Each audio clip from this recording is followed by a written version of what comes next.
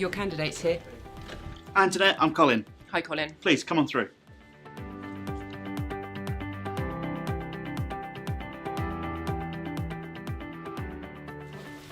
So there's some water there for you, Antoinette. Is that okay for you? Do you need anything else to drink? No, that's absolutely fine, thank you. Okay.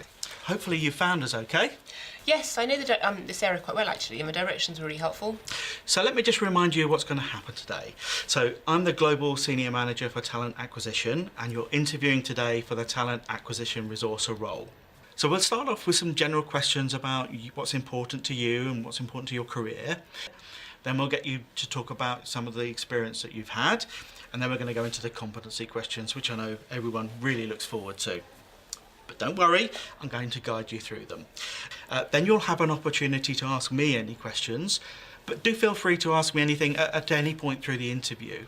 And the whole thing is going to take us about an hour. Hopefully that works for you. Yeah, absolutely. I took today's leave so I could focus on the interview. That's really appreciated, thank you. And just to let you know, I am going to be taking notes throughout the interview. So if I'm looking down and I'm writing, I am still listening, I promise. I just hope I don't speak too fast for you. I'll do my very best to keep up.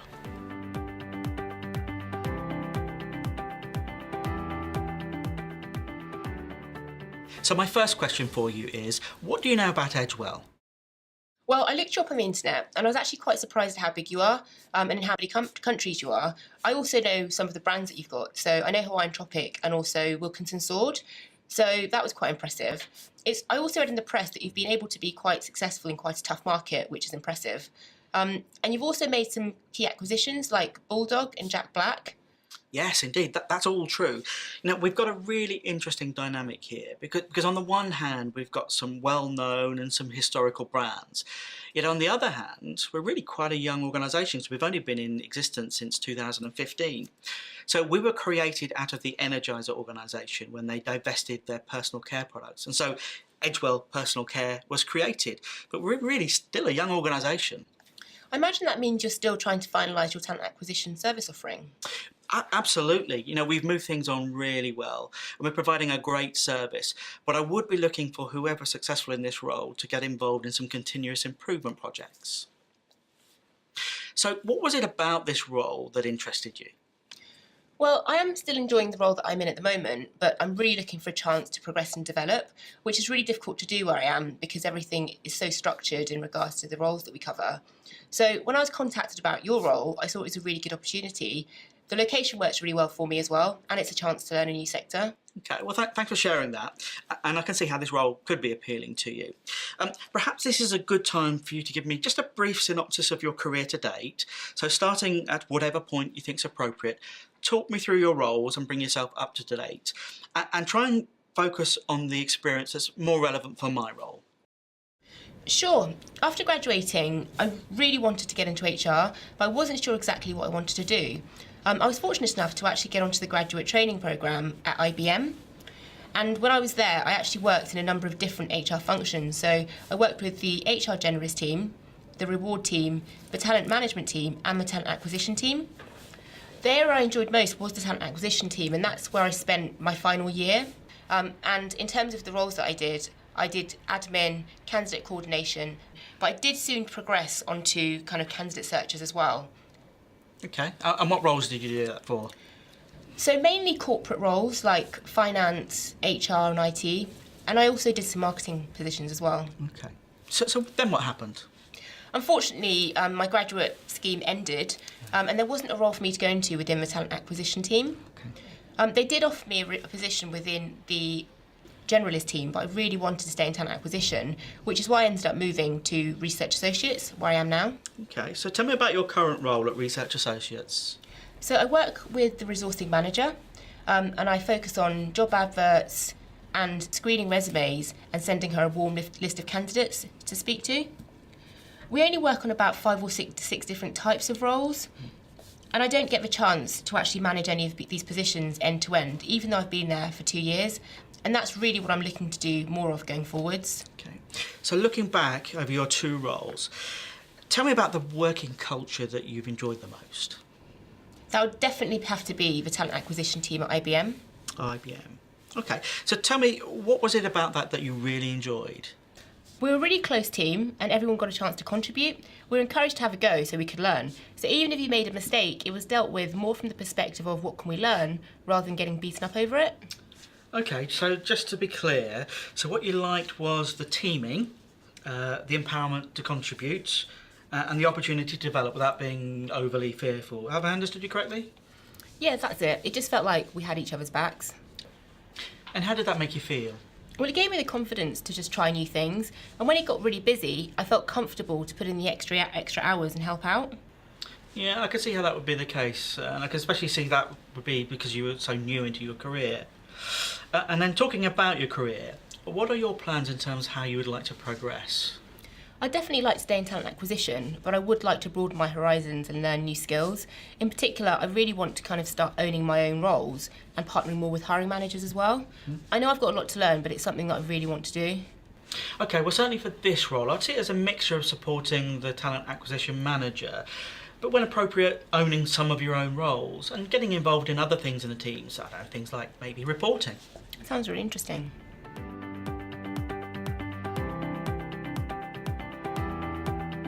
That's good to know.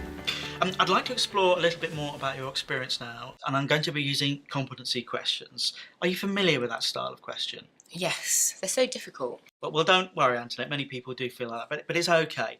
Really, you just get to talk about yourself. Okay. So I'm going to ask you about situations that will be very familiar to you, often things that you do almost every day.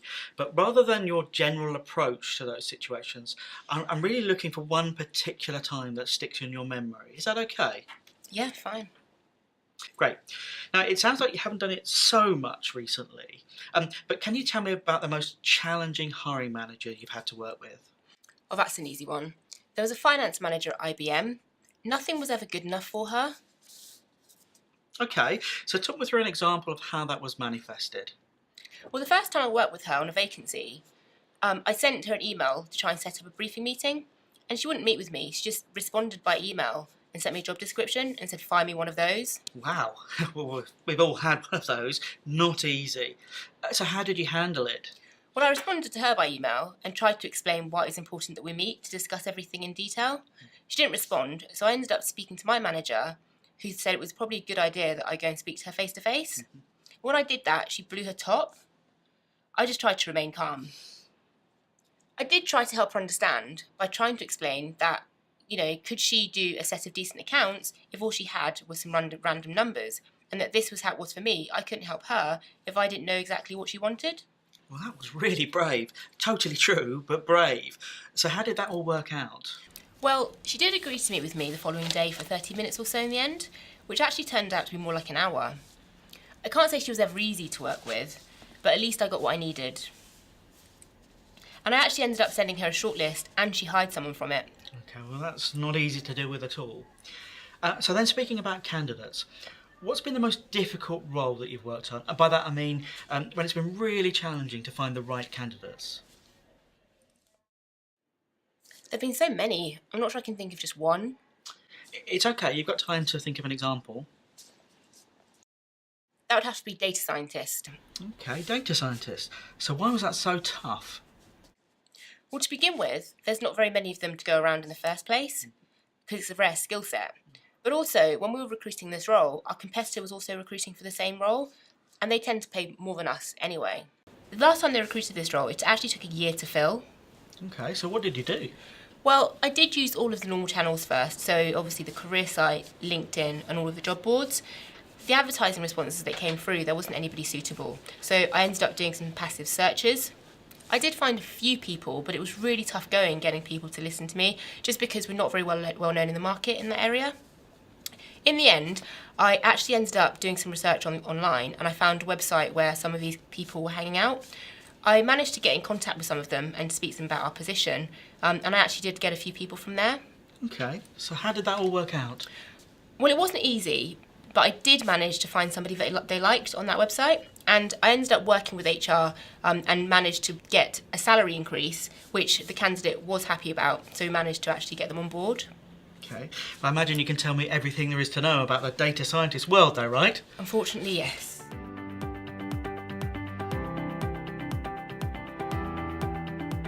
Okay, so moving on. Now, you've alluded to coming up with new ideas already, but what I'd really like from you now is an example of when you've come up with an idea with a new or a better way of working. That would have to be the advertising schedule. Okay, tell me about that. Well, I found that basically all of our positions were advertised on all of the different channels, the job boards, the career site, LinkedIn, all at different times, and nobody was keeping track of them. And so... Okay, so just help me out. Which role was this at? Oh, sorry, it was at IBM. Okay, great. So what was the problem? Well, the problem was that some jobs were still advertised when they actually shouldn't have been advertised and they've been filled, and other jobs that should have been advertised on the websites weren't advertised. Right, I understand. So how did you become aware of this problem? Well, I noticed it about my own roles first. So I decided to look at all of the live jobs across the team, and I saw that there were loads of them that should have come off already, and some of them that should have been on there weren't. Right, that makes sense. So what did you do? Well, I did an audit of all of our advertising channels to get an idea of the scale of the problem. I then suggested to my boss that every Friday I could email out a list of all of the live adverts along with the closing dates to the team.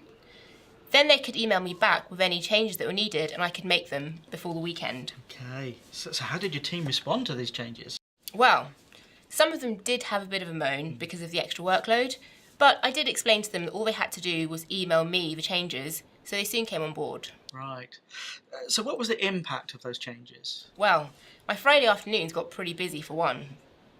But at least we never had that problem again of roles being advertised when they should have already been taken off the job boards, and vice versa. Okay, and I guess that really had to help prevent candidates applying for roles that were already filled, right? Absolutely, and we had that problem once or twice before. Okay. Did it have any effect on time to hire? Not that I'm aware of. Okay, thanks for that. Well, you'll be delighted to know that was the last of my competency questions. I've just got one or two more questions to cover, if that's okay. Well, they weren't that difficult after all.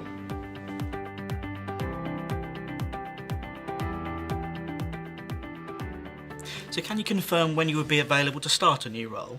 I have to give 1 month's notice. That's fine. And are you in the middle of any other applications? I just need to be aware regarding timings, of any other interview process you might be in. Oh, well, I'm being very selective about the roles that I go for, and there isn't anything else at the moment, although I did get contacted about a position this morning. Okay, well thanks for sharing that, but if anything changes, I'd appreciate it if you just let me know. No problem. Right, well, I've asked all my questions. Now it's your turn. What questions do you have for me? Well, you have already answered most of my questions, but I would like to know a bit more about the types of roles that I'll be recruiting for. Okay, types of roles, that's fine. So the way we do things here is by geography. So the role is based in the Europe, Middle East and Africa team, and they support 13 countries in the region, and whatever the roles that come up in that area, they look after. It doesn't matter what the skill set is. Now, obviously, if you were successful, we would manage your workload, but you could be expected to be involved in, I don't know, a finance role in Germany on one day, there may be a marketing role in Poland in the next. And I think we can really support the diversity of roles you're looking for because we've probably got around about 60 or 70 different types of roles that we work on in the region. That's a lot more varied. Anything else? No, you've already answered most of my questions. Thank you. Well, that's good to hear. So let me just tell you what happens next. So I'm interviewing today and tomorrow with the intention of selecting a couple of people to go forward to the final stage, which will be next Thursday or Friday. Now, I know we asked you to pencil those days in. Is that still going to be okay for you? Absolutely, I can definitely make the Friday. Friday, let me make a note of that. Okay, so if you are selected for the final stage, you'll be asked to complete an online psychometric profile and also to prepare a 10-minute presentation. But don't worry, we'll give you lots of notice about what that subject will be. And whether you are selected for the final stage or not, we will let you know the outcome by the end of tomorrow. I just want to say I am really interested in this role. Oh, well, that's really good to know. So finally, it just remains for me to thank you for all the preparation you put in and also for attending the interview. I don't take it lightly how much work that was, so thank you very much. Thank you, I've enjoyed it. Great, let me walk you back to reception.